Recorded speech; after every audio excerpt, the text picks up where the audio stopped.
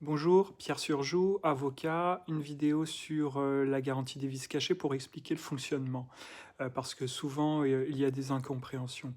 Qui dit garantie dit que le vendeur devra rembourser l'acquéreur dès lors que les conditions sont réunies, donc un vice qui était antérieur à la vente et qui était invisible pour l'acquéreur, y compris donc si le vendeur est de bonne foi. Donc même si vous êtes un vendeur et que finalement vous ne saviez pas que votre véhicule avait ce vice-là, vous devrez indemniser votre acquéreur puisque c'est une garantie, vous êtes tenu de le garantir. D'où l'importance de vous faire aider au moment de la vente, éventuellement d'un contrôle technique.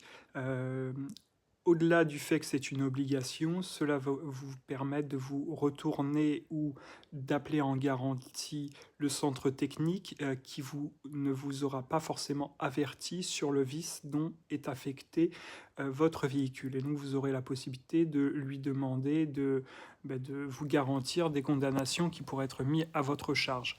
Après, si si la mauvaise foi du vendeur est établie, alors là, c'est-à-dire on peut démontrer qu'il avait connaissance du vice et qu'il l'a caché à l'acquéreur. Alors là, on pourra lui demander donc des dommages-intérêts au titre de cette mauvaise foi et du préjudice qui en a résulté. Voilà, je reste bien évidemment à votre disposition pour toute question sur ce sujet.